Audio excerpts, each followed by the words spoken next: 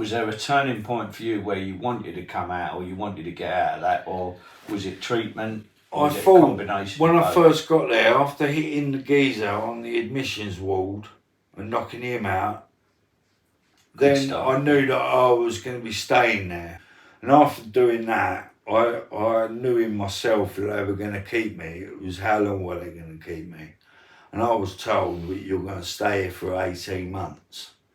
But in the meantime, because of what you've done, we're going to put you on a high dependency ward rather than send me straight to the rehabilitation ward where there's more, you've got more freedom, normal knife and fork, normal plate.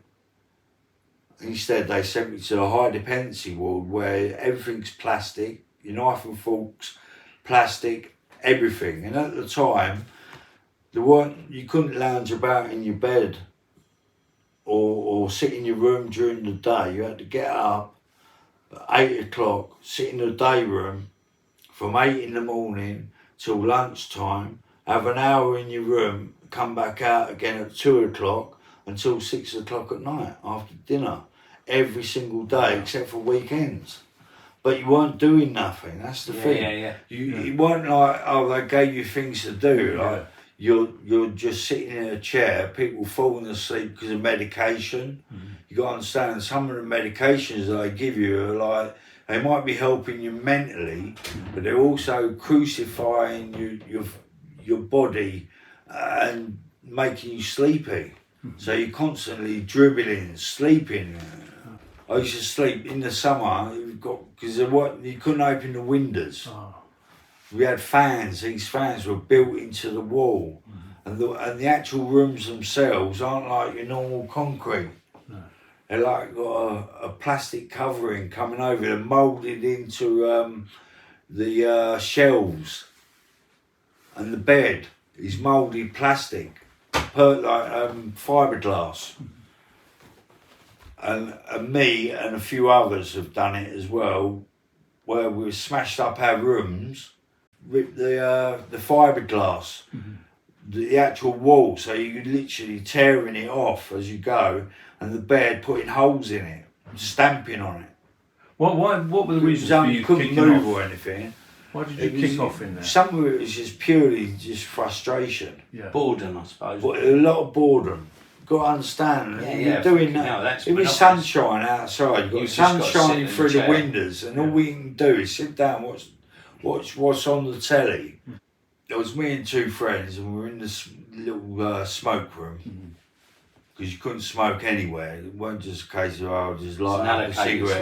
Allocated smoking area, and one of the patients there had OCD. I thought of it and I thought, right, bored. This is another boredom. This is a boredom one, but it's, not 30-odd-year-old man, and I'm thinking up these things. And I said, what we're going to do? I'll walk past, I'll go, here, Dave, you got a bit of dirt on your neck there, mate? And I'll just carry on walking like nothing. And you could tell that he's just being You know what I mean? I'm being a he'd take no notice of it. That's why I thought 3 of us do it. Yeah, he'd believe it. And then that'd be it, wouldn't it? OCD, have a bit of dirt on your neck, he'd go crazy. And this is the sort of shit we used to get up to. First of all, after the third time, my third mate came along and said, hey, Dave, what is that? And he went like, tapped his neck. What is that? And he looked at my friend as if to say, what is it? What is it? And he's got up and he's gone straight, and we've all come out of the room now, out of the dining room, looking through the hole, trying not to laugh. And he's got up and he's going like this, and he's looking like that. And then he started asking the staff, have I got any dirt on it? Have I got any dirt on it? Is there any dirt? And they're going, look, Dave, no, you've got no dirt there, just go away. Are you sure? Can you have a proper look? And in the end, he'd done what I thought. And he went straight into the toilets and got a load of water and splashed it all over him. What was the kind of worst? Were there terrible incidents in there that you've witnessed? Yeah, there was a an incident where a member of staff, literally the staff have had to drag their member of staff out from underneath four patients who were beating him up. Oh my God. And there's all these on the radio, more staff required, more. Once you hear that there's 2 lots of that, everybody comes from all the wards. And in the end, you end up with about 50, 60 staff on the ward, and you think, I ain't seen you for ages. All right, how you doing? Keeping all right? Yeah, not bad, yeah. Keeping well? Yeah, you're looking well, Paul, thanks. And that's like a reunion of all these staff members that you ain't seen in months. And you think, oh, they must probably. Do you have to call them sir then, Paul? No, I didn't call them. No, I called them by their names, by their first names. So they've pulled this young geezer out. He'd only been on shift for that one afternoon, and they just, for some reason, I don't know why, but they just pounced on him like animals, and they were beating him proper bad. And by the time the staff got him out and the 4 of them were being restrained and taken down to the intensive care ward that was underneath us, to another ward. They pulled him out. He stood him up, and he looked round like that, and he just crumbled just on the floor, out cold, needing hospital treatment. What was Christmas like in there, Paul? Christmas. Yeah, I remember a New Year's Eve. One New Year's Eve, I was on another high dependency ward. I'd gone from high dependency to the rehabilitation ward, but because I was hitting the nonces, because you know who's a nonce, who isn't a nonce, I was punching them in the throat whenever I got the chance. Are they not separated then? No. Oh, they're in the same. You're on the same. If you're on a ward with people, you're on a ward with them. You live and breathe with them, and some of them have done horrible things. They might not be like high profile, but they've done these naughty things, and you know it because a member of staff has said to you, "Don't get too friendly with him," and that's when you know that he's a nonce, and that's why they're giving you a heads up. Not to put him under pressure, the geezer, but for your own thing, isn't it, as well? Yeah. Just for me, don't get too involved with him because he's a wrong one. You know what I mean? Yeah.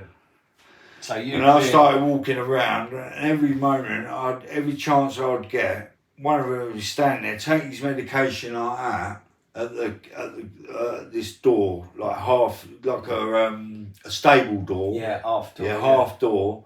And he'd be standing there laughing with the staff standing next to him, and I was standing there thinking, I'd just go bang, punch him clean in the windpipe.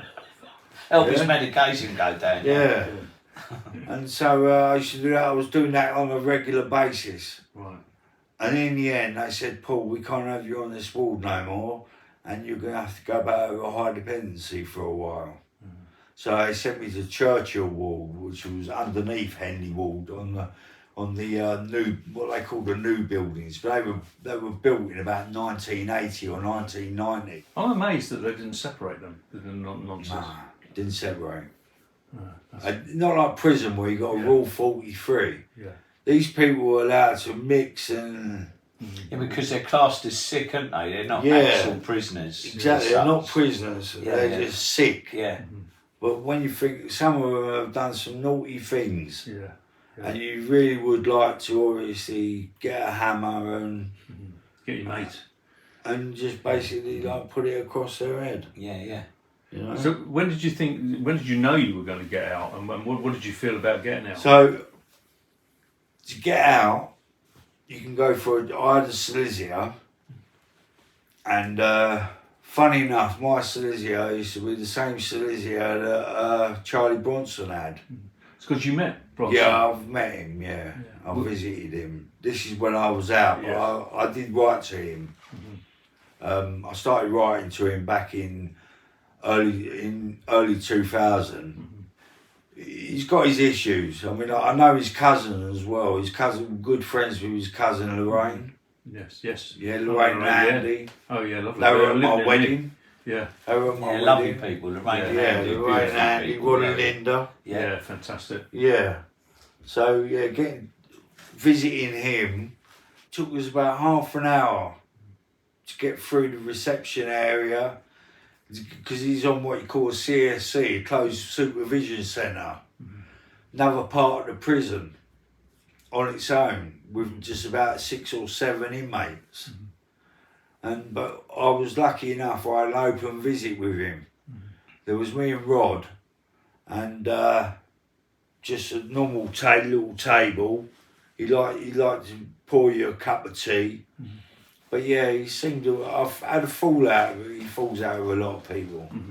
But I haven't spoke to him now for about 3 years. I have no resentment or anything, because I think to myself, there's nothing in there that he can control.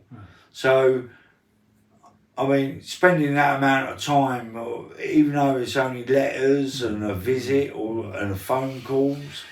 He's been in there 48, 49 Exactly. years. So the only thing you can control is your friends and your friendship with people. That's why I reckon he goes through so many different people. Not because they don't like the way he rolls, but basically because he doesn't control anything else in his life, apart from his friendships. What was it like, you know, to round this up? What was it like you leaving, and how are you these days?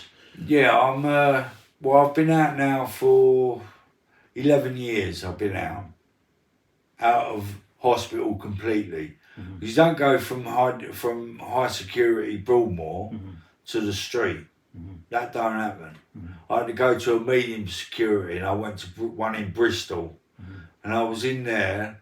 And funny enough, that was at the time that there was a man on my ward who was quite high profile. He'd gone on holiday on his honeymoon, killed his wife, said that it weren't him, and he's got off with it.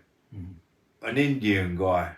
I don't know if you heard of that one. Yes, They've done a documentary. Yeah. Well, he was on my ward. They sent him there for post-traumatic stress. Really? Because apparently what happened with him Stressed. was that he got hijacked in a taxi, and his wife got taken, and he done a runner. That's And what he they said, tried saying that it was him that killed her, because he was gay. So he was on my ward. He came on when he came in. Like that, then, Paul? He didn't know. He come across as he knew he had it all up there. He weren't ill. He wasn't jittery or anything you'd expect from post-traumatic stress. And he was there. So there was a lot of BBC reporters outside the hospital. Like Froomside Clinic, it was called, and they had the van out there with the satellite dish and all that business. So is your life all right now? My life's fine. I've no relapses I've had my ups and downs over the years, and I've been in the hospital a couple of times, just in the local hospital to me, local mental health hospital, and I've got a psychiatric team which I'll probably have for the rest of my life. I'm not ashamed of that. No. Like some people, condition. Exactly. It's a condition. Well, Dave loved you for your honesty and the way you dealt with it, Paul. That's why he loved you, and the fact that you made him laugh with them stories. But some of the stories. And you're me right. and David sat down and spoke about these. We've had brilliant afternoons. We have, Really, really laughing, and you should have no shame, because it is an illness.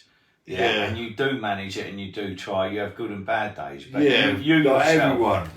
It's not a depression like people think of. Woe's me. It's different. And I asked you earlier, it isn't like you were schizophrenic or... it's not a case of sort of like comes across as 1 minute I'm okay and next minute what are you fucking looking at?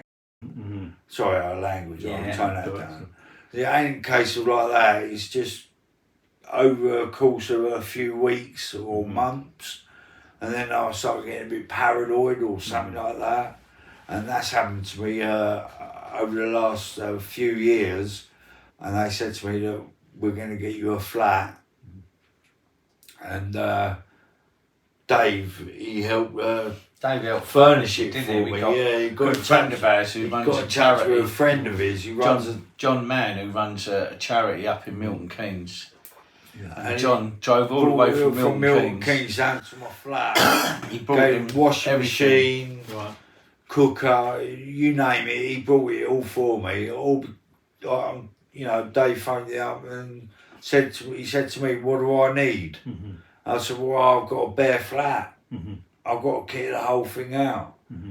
And yeah, so he got it done, didn't he? Between us, we got it done, didn't we? You know what I mean? But a week later, this man phoned up Dave, and Dave phoned me up and said, "He's coming tomorrow. Be here about 12." So you're happy now, and you're I'm back with my wife. I've been back with my wife now for 3 years. Brilliant.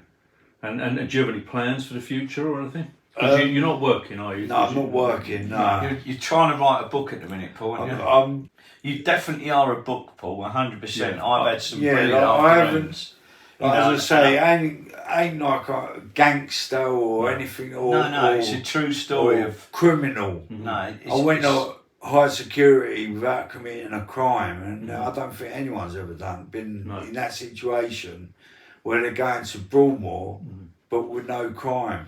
Yeah, and I think, Brendan, we've only really scratched the surface. I'm sure we'll have you on. We've got to have you back another day, Paul. You've got to come and do another day with us, yeah? I'll try, yeah. All right, cause we've just scratched the surface. Yeah, we have scratched the surface. I've known Paul for over 10 years. Yeah. And there's days I've sat here with Dave, right, listening to him, me and Dave. Yeah, when I get going, I'm all right. We've got a sense of humour, but when we listen to him, we go, fuck me. That is funny. Do you know what I mean? And we didn't talk about his childhood. Yourself fucking hell, how the hell did you hold it together? Yeah, no. And you are just a good person, really, Paul. Just do you know what I mean? As well. Well, we really appreciate you coming on. We will have you on again. I'm sure anybody who sees this is going to be thinking, I've got to get this guy on because he's so entertaining. You have got a very entertaining man here. Paul, well done. Well done, mate.